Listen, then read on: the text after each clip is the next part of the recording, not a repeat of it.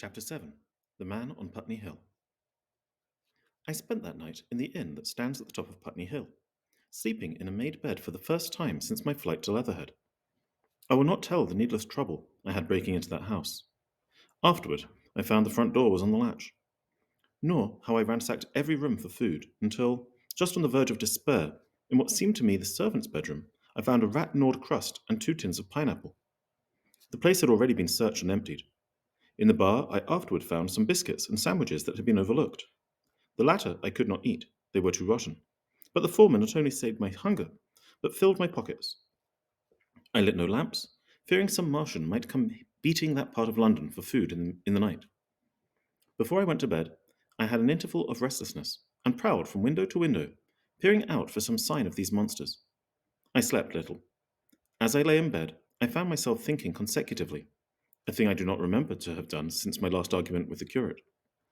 During all the intervening time, my mental condition had been a hurrying succession of vague emotional states, or a sort of stupid receptivity. But in the night, my brain, reinforced, I suppose, by the food I had eaten, grew clear again, and I thought. 3 things struggled for possession of my mind: the killing of the curate, the whereabouts of the Martians, and the possible fate of my wife. The former gave me no sensation of horror or remorse to recall. I saw it simply as a thing done, a memory infinitely disagreeable, but without the quality of remorse. I saw myself then as I see myself now, driven step by step toward that hasty blow, the creature of a sequence of accidents, leading inevitably to that. I felt no condemnation, yet the memory, static, unprogressive, haunted me. In the silence of the night, with that sense of the nearness of God that sometimes comes in the stillness and the darkness, I stood my trial, my only trial, for that moment of wrath and fear. I retraced every step of our conversation, from the moment when I had found him crouching beside me, heedless of my thirst, and pointing to the fire and smoke that streamed up from the ruins of Weybridge. We had been incapable of cooperation. Grim chance had taken no heed of that. Had I foreseen, I should have left him at Halliford. But I did not foresee, and crime is to foresee and do. And I set this down, as I have set all this story down, as it was. There were no witnesses. All these things I might have concealed. But I set it down, and the reader must form his judgment as he will. And when, by an effort, I had set aside that picture of a prostrate body, I faced the problem of the Martians and the fate of my wife. For the former, I had no data. I could imagine 100 things, and so, unhappily, I could for the latter. And suddenly that night became terrible. I found myself sitting up in bed staring at the dark. I had found myself praying that the heat ray might have suddenly and painlessly struck her out of being. Since the night of my return from Leatherhead, I had not prayed. I had uttered prayers, fetish prayers, had prayed as heathens mutter charms when I was in extremity. But now I prayed indeed, pleading steadfastly and sanely, face to face with the darkness of God. Strange night. Strangest in this, that so soon as dawn had come, I, who had talked with God, crept out of the house like a rat leaving its hiding place, a creature scarcely larger, an inferior animal, a thing that, for any passing whim of our masters, might be hunted and killed. Perhaps they also prayed confidently to God. Surely, if we have learned nothing else, this war has taught us pity. Pity for those witless souls that suffer our dominion. The morning was bright and fine, and the eastern sky glowed pink and was fretted with little golden clouds. In the road that runs from the top of Putney Hill to Wimbledon was a number of poor vestiges of panic, torrent that must have poured Londonward on the Sunday night after the fighting began. There was a little two-wheeled cart inscribed with the name of Thomas Lobb, greengrocer, New Malden, with a smashed wheel and an abandoned tin trunk. There was a straw hat trampled into the now hardened mud, and the top of West Hill, a lot of blood-stained glass about the overturned water trough. My movements were languid, my plans of the vaguest. I had an idea of going to Leatherhead, though I knew that there I had the poorest chance of finding my wife. Certainly, unless death had overtaken them suddenly, my cousins and she would have fled thence. But it seemed to me I might find, or learn there, whither the Surrey people had fled. I knew I wanted to find my wife, that my heart ached for her, and the world of men, but I had no clear idea how the finding might be done. I was also sharply aware now of my intense loneliness. From the corner I went, under cover of a thicket of trees and bushes, to the edge of Wimbledon Common, stretching wide and far. That dark expanse was lit, in patches, by yellow gorse and broom. There was no red weed to be seen. And as I prowled, hesitating, on the verge of the open, the sun rose, flooding it all with light and vitality. I came upon a busy swarm of little frogs in a swampy place among the trees. I stopped to look at them, drawing a lesson from their stout resolve to live. And presently, turning suddenly, with an odd feeling of being watched, I beheld something crouching amid a clump of bushes. I stood regarding this. I made a step toward it, and it rose up and became a man armed with a cutlass. I approached him slowly. He stood silent and motionless, regarding me.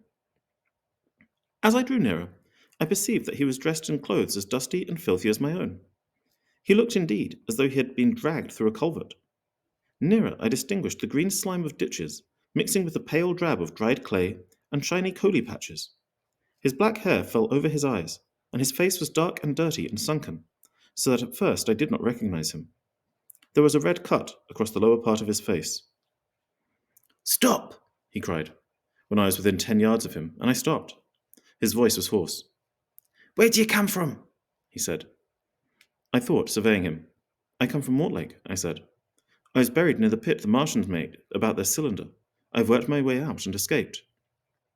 "There's no food about here," he said. "This is my country.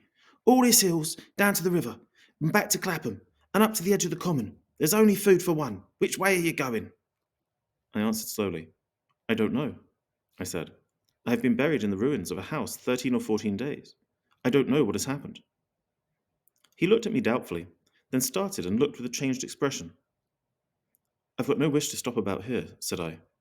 "I think I'll go to Leatherhead, for my wife was there." He shot out a pointing finger. "It is you," said he. "The man from Woking, and you weren't killed at Weybridge."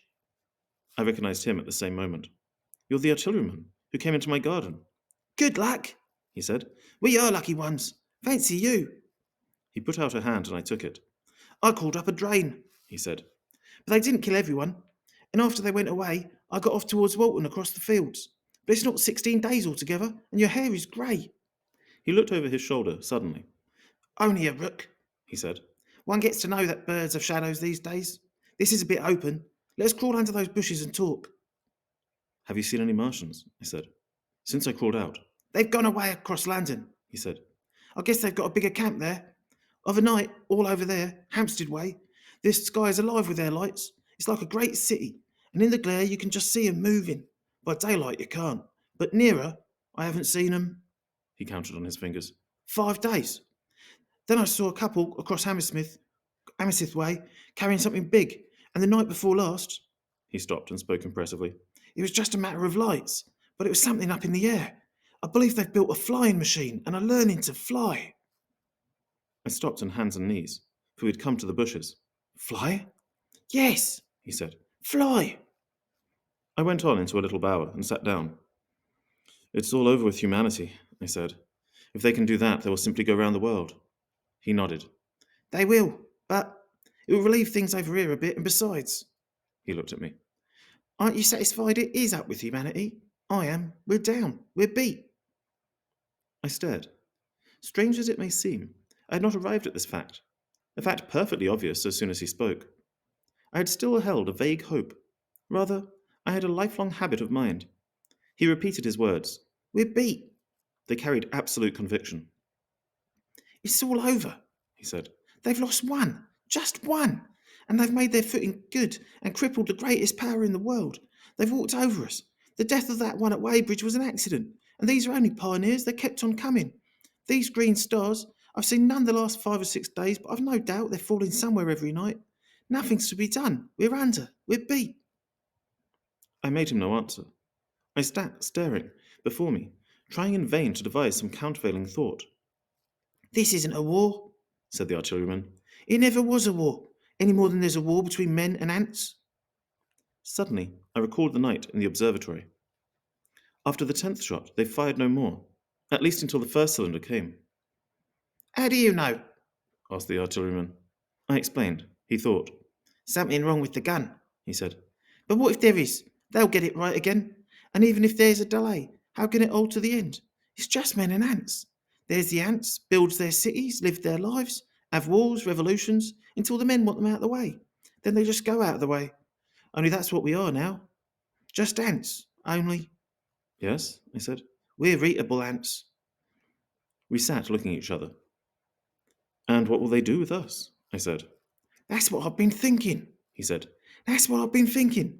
After Weybridge, I went south, thinking. I saw what was up. Most of the people was hard at it, squealing and exciting themselves. But I'm not so fond of squealing. I've been in sight of death once or twice. I'm not an ornamental soldier. And at the best and worst, death is just death. And it's the men that keeps on thinking comes through. I saw everyone tracking away south. Says I, food won't last this way. And I turned right back. I went for the Martians like a sparrow goes for man. All round.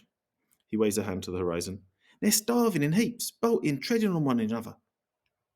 He saw my face and halted awkwardly. No doubt lots who had the money have gone away to France, he said. He seemed to hesitate on whether to apologise, met my eyes and went on. There's food all about here, canned things in shops, wines, spirits, mineral waters, and the water mains and drains are empty. Well, I was telling you what I was thinking. Here's intelligent things, I said, and it seems they want us for food. First they'll smash us up. Ships, machines, guns, cities, all the order and organisation, all that'll go. But if we're the size of ants, we might pull through. But we're not. It's all too bulky to stop. That's the first certainty, eh? I assented. It is. I've thought it out. Very well then. Next, at present, we're caught as we're wanted. A Martian only has to go a few miles to get a crowd on the run. And I saw one day out by Wandsworth, picking houses to pieces and routing them under wreckage. But they won't keep on doing that. So as soon as they've settled on our guns and our ships and smashed our railways and done all the things they're doing out over there, they'll begin catching us systematic, picking the best and storing us in cages and things. That's what they'll start doing in a bit. Lord, they haven't begun on us yet. Don't you see that? Not begun, I exclaimed. Not begun. All that's happened so far is through our not having the sense to keep quiet, worrying them with guns and such foolery, and losing our heads, and rushing off in crowds to where there wasn't any more safety than when we were. They don't want to bother us yet. They're making their things, making all the things they couldn't bring with them, getting things ready for the rest of their people. Very likely that's why the cylinders have stopped for a bit, for fear of hitting those who are here. And instead of our rushing about, blind, on the owl, or getting dynamite on the chance of busting them up, we've got to fix ourselves up according to the new state of affairs. That's how I figure it out. It isn't quite according to what a man wants for his species, but it's about what the facts point to. And that's the principle I acted upon. Cities, nations, civilization, progress, it's all over. That game's up. We're beat. But if that is so, what is there to live for? The artilleryman looked at me for a moment. There won't be any more blessed concerts for 1,000,000 years or so. There won't be any Royal Academy of Arts, and no little feeds at restaurants. If it's amusement you're after, I reckon the game is up. If you've got any drawing room manners, or a dislike to eating peas with a knife or dropping H's, you'd better chuck 'em away. They ain't no further use. You mean? I mean, that men like me are going to go on living, for the sake of the breed. I tell you, I'm grim set on living. And if I'm not mistaken, you'll show what insides you've got too before long. We aren't going to be exterminated, and I don't mean to be caught either, and tamed and fattened and bred like a thundering ox. Ugh, fancy those brown creepers. You don't mean to say? I do. I'm going on. Under their feet. I've got it planned. I've thought it out. We men are beat. We don't know enough. We've got to learn before we've got a chance. And we've got to live and keep independent while we learn. See, that's what has to be done. I stared, astonished and stirred profoundly by the man's resolution. Great God, cried I, but you are a man indeed. And suddenly I gripped his hand. Eh? He said with his eyes shining. I've got it thought out, eh? Go on, I said. Well, those who mean to escape their catching must get ready. I'm getting ready. Mind you, it isn't all of us that are made for wild beasts, and that's what it's got to be. That's why I watched you. I had my doubts. You're slender. I didn't know that it was you. You see, or just how you'd been buried. All these, the sort of people that lived in these houses, and all those damn little clerks that got to live down that way, they'd be no good. They haven't any spirit in them. No proud dreams, no proud lusts. And a man who hasn't one or the other, Lord, what is he but funk and precautions?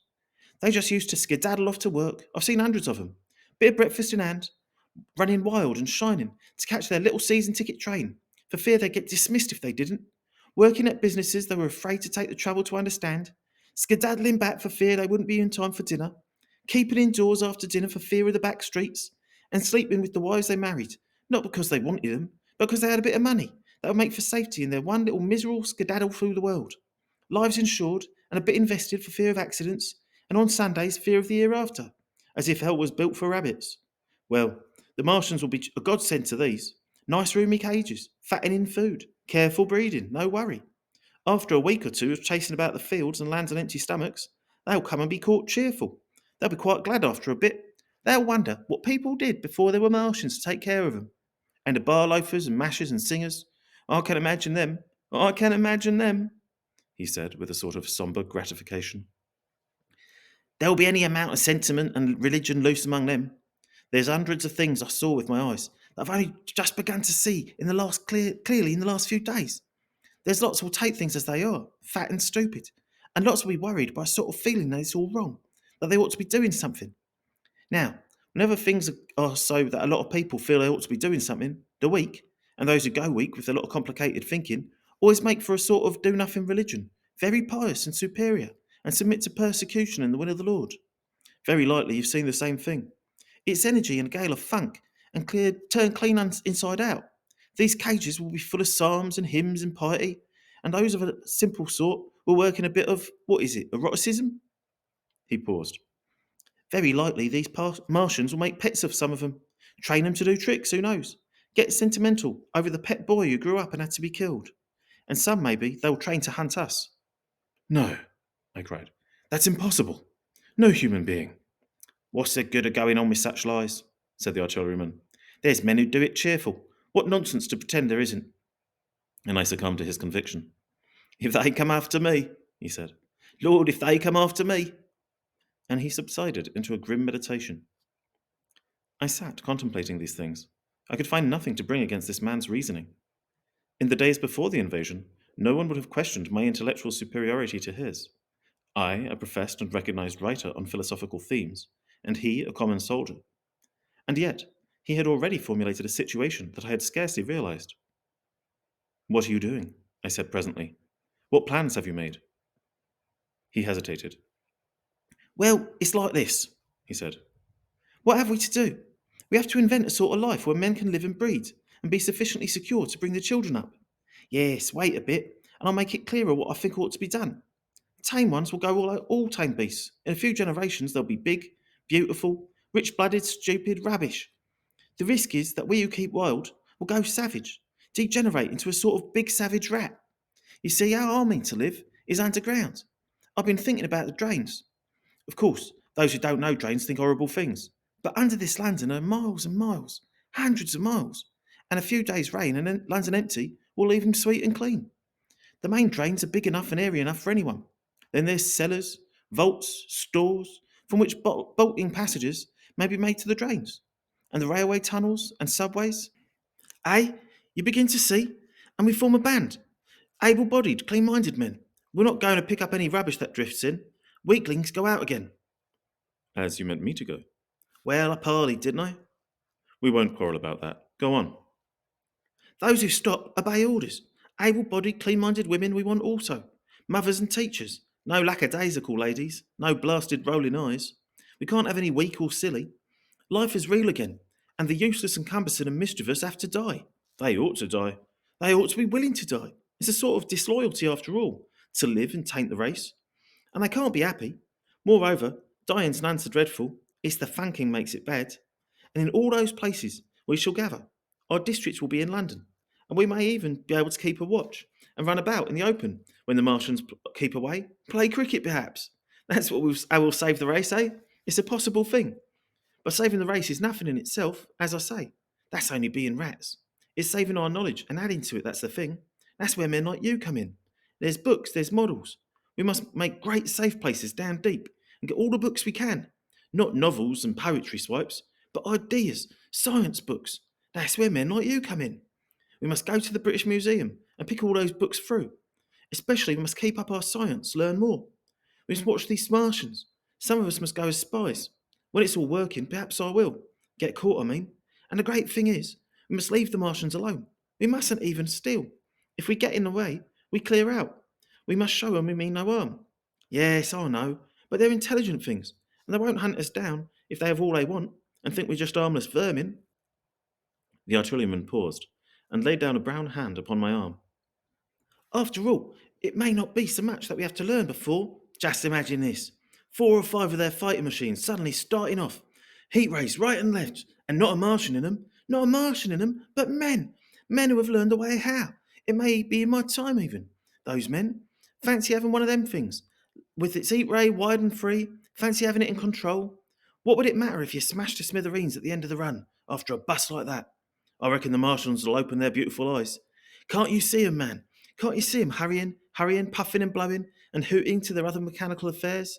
Something out of gear in every case. And swish, bang, rattle, swish. Just as they're fumbling over it, swish comes the heat ray, and behold, man has come back into his own. For a while, the imaginative daring of the artilleryman, and the tone of assurance and courage he assumed, completely dominated my mind. I believed unhesitatingly both in his forecast of human destiny and in the practicability of his astonishing scheme. And the reader who thinks me susceptible and foolish must contrast his position, reading steadily with all his thoughts about his subject, and mine, crouching fearfully in the bushes and listening, distracted by apprehension. We talked in this manner through the early morning time, and later crept out of the bushes, and after scanning the sky for Martians, hurried precipitately to the house on Putney Hill, which he had made his lair. It was the coal cellar of the place, and when I saw the work he had spent a week upon, it was a burrow scarcely 10 yards long, which he designed to reach the main drain on Putney Hill. I had my first inkling on the gulf between his dreams and his powers. Such a hole I could have dug in a day. But I believed in him sufficiently to work with him all that morning until midday at his digging. We had a garden barrow, and shot the earth we removed against the kitchen range. We refreshed ourselves with a tin of mock turtle soup, and wine from the neighbouring pantry. I found a curious relief from the aching strangeness of the world in this steady labour. As we worked, I turned his project over in my mind, and presently objections and doubts began to arise. But I worked there all the morning, so glad was I to find myself with a purpose again. After working an hour, I began to speculate on the distance one had to go before the cloaca was reached, the chances we had of missing it altogether. My immediate trouble was why we should dig this long tunnel, when it was possible to get into the drain at once down one of the manholes, and work back to the house. It seemed to me, too, that the house was inconveniently chosen, and required a needless length of tunnel. Just as I was beginning to face these things, the artilleryman stopped digging and looked at me. We're working well, He said. He put down his spade. let us knock off for a bit, He said. I think it's time we reconnoitred from the roof of the house. I was for going on, and after a little hesitation he resumed his spade, and then suddenly I was struck by a thought. I stopped, and so did he at once. Why were you walking about the common, I said, instead of being here? Taking the air, He said. I was coming back. It's safer by night. But the work, Oh, one can't always work. he said, and in a flash I saw the man plain. He hesitated, holding his spade. We ought to reconnoitre now, He said. because if anyone came near, they might hear the spades and drop upon us unawares. I was no longer disposed to object. We went together to the roof and stood on a ladder, peeping out of the roof door. No Martians were to be seen, and we ventured out on the tiles and slipped down under shelter of the parapet. From this position, a shrubbery hid the greater portion of Putney, but we could see the river below, a bubbly mass of red weed, and the low parts of Lambeth flooded and red. The red creeper swarmed up the trees about the old palace, and their branches stretched, gaunt and dead, and set with shriveled leaves, from amid its clusters. It was strange how entirely dependent both these things were upon flowing water for their propagation. About us, neither had gained a footing. Laburnums, pink mays, snowballs, and trees of arbor vitae rose out of laurels and hydrangeas, green and brilliant into the sunlight. Beyond Kensington, dense smoke was rising, and that and a blue haze hid the northward hills. The artilleryman began to tell me of the sort of people who still remained in London. One night last week, He said. some fools got the electric light in order, and there was all Regent Street and the circus ablaze, crowded with painted and ragged drunkards, men and women, dancing and shouting till dawn. The man who was there told me. And as the day came, they began aware of a fighting machine standing near by the Langham and looking down at them. Heaven knows how long he'd been there. It must have given some of them a nasty turn. He came down the road toward him and picked up nearly 100, too drunk or frightened to run away. Grotesque gleam of a time no history will ever fully describe. From that, in answer to my questions, he came round to his grandiose plans again. He grew enthusiastic. He talked so eloquently of the possibility of capturing a fighting machine that I more than half believed in him again. But now that I was beginning to understand something of his quality, I could divine the stress he laid on doing nothing precipitately, and I noted that now there was no question that he personally was to capture and fight the great machine. After a time, we went down to the cellar. Neither of us seemed disposed to resume digging, and when he suggested a meal, I was nothing loath. He became suddenly very generous, and when we had eaten, he went away and returned with some excellent cigars. We lit these, and his optimism glowed. He was inclined to regard my coming as a great occasion. There's champagne in the cellar, He said. We can dig better on this Thameside Burgundy, said I. No, Said he. I am host today. Champagne, great gods. We've heavy enough task before us. Let us take a rest and gather strength while we may. Look at these blistered hands. And pursuant to this idea of a holiday, he insisted on playing cards after we had eaten. He taught me euchre, and after dividing London between us, I taking the northern side and he the southern, we played for parish points. Grotesque and foolish as this will seem to the sober reader, it is entirely true. And, what is more remarkable, I found the card game and several others we played extremely interesting. Strange mind of man, that with our species upon the edge of extermination, or appalling degradation, with no clear prospect before us but the chance of horrible death, we could sit, following the chance of this painted pasteboard, and playing the joker with vivid delight. Afterward, he taught me poker, and I beat him at 3 tough chess games. When the dark came, we decided to take the risk and lit a lamp. After an interminable string of games, we supped, and the artilleryman finished the champagne. We went on smoking the cigars. He was no longer the energetic regenerator of his species I had encountered in the morning. He was still optimistic, but it was a little less kinetic, more thoughtful optimism. I remember he wound up with my health, proposed in a speech of small variety and considerable intermittence. I took a cigar and went upstairs to look at the lights of which he had spoken, that blazed so greenly along the Highgate hills. At first, I stared unintelligently across the London Valley. The northern hills were shrouded in darkness. The fires near Kensington glowed redly, and now and then an orange red tongue of flame flashed up and vanished in the deep blue night. All the rest of London was black. Then, nearer, I perceived a strange light, a pale violet purple, fluorescent glow, quivering under the night breeze. For a space, I could not understand it, and then I knew that it must be the red weed from which this faint irradiation proceeded. With that realization, my dormant sense of wonder, my sense of the proportion of things awoke again. I glanced from that to Mars, red and clear, glowing high in the west, and then gazed long and earnestly at the darkness of Hampstead and Highgate. I remained a very long time upon the roof, wondering at the grotesque changes of the day. I recalled my mental states from the midnight prayer to the foolish card playing. I had a violent revulsion of feeling. I remember I flung away the cigar with a certain wasteful symbolism. My folly came to me with glaring exaggeration. I seemed a traitor to my wife and to my kind. I was filled with remorse. I resolved to leave this strange, undisciplined dreamer of great things to his drink and gluttony, and to go on into London. There it seemed to me I had the best chance of learning what the Martians and my fellow men were doing. I was still upon the roof when the late moon rose.